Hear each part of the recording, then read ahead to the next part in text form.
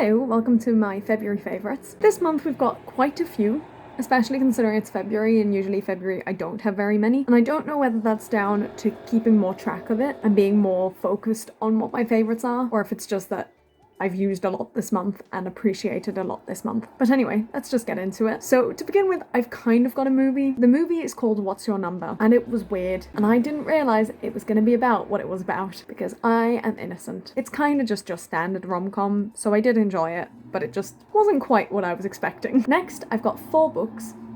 Actually 5. I've got The Midnight Library, which I finished reading and it was so good. I do think I'll make a review of it at some point, but who knows when. Then I've got Did I Say You Could Go? All of the next ones I listened to as an audiobook, by the way. And this one really shocked me because I loved it. I just stumbled upon it in my library app and I thought, sure, I'll listen to it. And it was so good. It was just amazing. I highly recommend it. The next one, I wanted something a bit lighter to read, so it's called Everything Within and In Between. And honestly, the first third of the book maybe, I was just like, this is just Jane the Virgin but in reverse. But if you don't know Jane the Virgin, you won't see the correlation there at all. It's actually only specific things within Jane the Virgin that reminded me in this book. But it was a good book. I wouldn't say it's the best book I've ever read, especially not after I just read Did I Say You Could Go and The Midnight Library, but I did enjoy it. Now, the next 2 you will probably all have heard of. The first one is The Handmaid's Tale. Hannah Witten mentioned this book years ago on her channel, and ever since she mentioned it, I was a bit like, it sounds interesting, but I don't know if I want to read it. And it does appear on my library app, but usually it appears as on loan. But it just so happened that whenever I was looking, it was available, and I thought, I'll give it a go. Why not? Especially with how big of a hit the TV show's become. And because at this point I was mostly listening to it as an audiobook whilst I was falling asleep, there's a lot I think I missed, which is a shame, but I did enjoy it. I wouldn't say I'd be raving about it necessarily, but it was a good book. And the world they've built is really fascinating. And then the reason why I only added the second one at the end there, it's The Testaments, I think it's called. It's the sequel. And I'm about 2/3 of the way through maybe, so I wasn't sure if I was going to add it or not. But again, I am enjoying it, but also I'm probably not focusing on it as much as I would if I was just sitting down to read, which is a shame. But I am, again, liking the story and the world. Next, I've got 2 plays. I've got The Play That Goes Wrong, which was hilarious. In my mind, I'm like, it wasn't as good as Noises Off, but at the same time, I loved Noises Off, and I saw Noises Off before. If I'd seen The Play That Goes Wrong before, I might have said Noises Off wasn't as good, but I did really thoroughly enjoy it. And the second one is one I read. It's called Acceptance by Amy Ng. I hope I'm pronouncing that right. This was an incredibly short play, really quick to read, but oh my goodness did it pack a punch. I can't really say anything without spoiling anything, but it's really good. I so highly recommend you read it or see it if you can somewhere. It's fascinating as well. It's just just read it. Now I've got 2 foods. Last Christmas, I made a whole video about the fact that I got a box from work of food and drinks, and in it were 2 really nice drinks, and I really enjoyed them. Well, guess who got a Christmas box and finally opened it in February? And the 2 that I loved were these 2. These are the 2 I got. These were both opened about 2 weeks ago, so they might not still be good, but they are so yum. I think I might have had this one last time, but I'm not sure. But this one and this one, they were both delicious. They were so nice. So those are my 2 food favourites of the month. And now lastly, I've got quite a fair few other. So, to begin with, 2 apps. I've got a logic puzzle app, which is done by the same people. I have a Sudoku app, which I think I might have mentioned in the past, and it's the same company that's done a logic puzzle, and I love it. It's exactly the kind of puzzles I like to do. And the second one is Candy Crush, because I accidentally re-downloaded it and became addicted to it again. I always forget that Candy Crush does that, but it just does. Next up, we've got some stationery.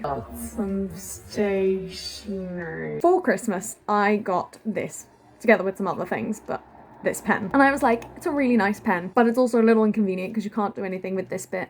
And it takes up space, and am I really going to use it? Am I going to write with this pen? This is the best pen. You can't really see it, but it's extremely thin and it's so smooth to write with. And I don't want to lose this pen. I love it so much. And if you watched this channel recently, you'll know that I made some sort of bullet journal-ish, and I use this pen for a lot of those spreads, and I'm just obsessed with it. Which leads me beautifully into my next one, which is my bullet journal-ish. So again, in February is when I actually completed all the spreads, so I started using this journal. It's also when I finished the other one, so it worked out really well timing-wise. And I filled in the year at a glance with birthdays, which I love. I love having that just ready to see. The habit tracker I've been using every day, and it really works for me. It's something, I don't know what it is, but it just works. The year at a glance. Look at how pretty and satisfying that is. January's missing a few because I'm kind of trying to rack my brain as to what I did on those days and how I felt, but I just love the year at a glance. I love filling it in at the end of the day. It's a really good way to reflect as well about like, how did I feel overall today went? Because obviously every day has ups and downs. You can't be like, well, I was stressed the whole day. Well, maybe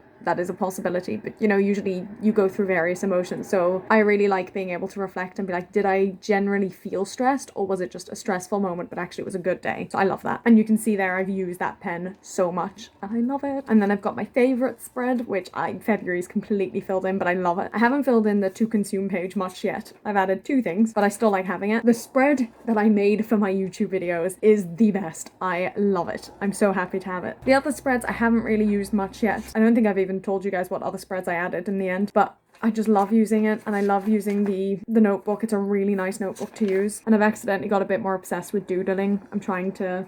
Oh, actually, this wasn't in my favorites, but I have one of those like clicky pencils, this one, which I've had for years and years and years, and I stopped using it for a long time because the lead bit got stuck here and I couldn't figure out how to get it out. Anyway, I finally gave it a go and I managed to fix it. And I've been using this pencil so much and I love it as well. It's so great. Like, what I just showed you of the doodles is only a very small percentage of the doodles I've been doing. And I'm not an artist at all, but I've just loved this pencil in combination with this notebook and that other pen. Oh, just the best. Which again actually leads me beautifully onto my next favorite, which is Riley Autumn. She is a YouTuber / bullet journaler, and she is fantastic. I love her. I just stumbled upon her videos. Every time I look, bullet journal, something of hers would come up, and I really liked her style, so I clicked into her account or her channel, and she does custom made bullet journals, but then she shows them on YouTube before they're filled in, obviously, but you can just see all the different spreads and the different themes, and I just love it. I've been obsessed. I literally watched all 65 of her videos of flip throughs in one day. I know that's not good,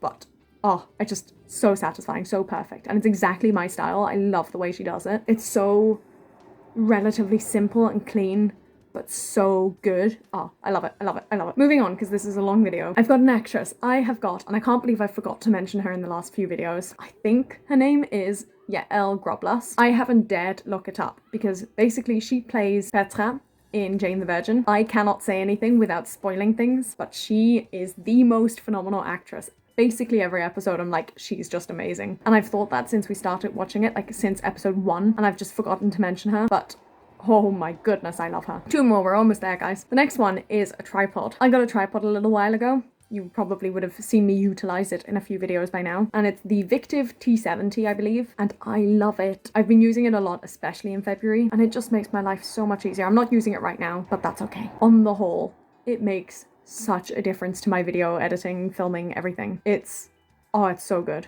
And I think it was like 30 quid, and it goes really high, which is good because I really struggled to find a good one that was within like under £50 and within my height, so to speak. So I'll link it below. If you're looking for a good tripod, I cannot recommend this one enough.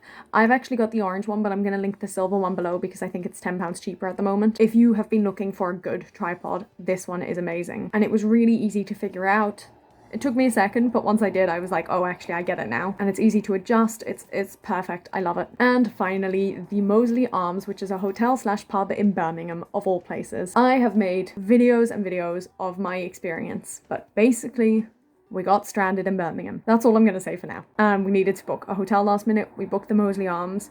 We had a few issues, but we were fine in the end. And they were really nice to us. And I have to put them in here because they helped us out a lot. That's all. I'm sorry this is such a long video. That's partly me apologizing to myself for having to edit this. But let me know your favorites down below. Let me know any comments or suggestions. And I will see you in the next one. Bye! Oh, and because I forgot to mention my February favorite song of the month, this was a tough one for me. I really struggled to think of one. I don't think I listened to much music this month, but I'm just gonna have to go with This Is Me from The Greatest Showman because it's a great power ballad song. I love it.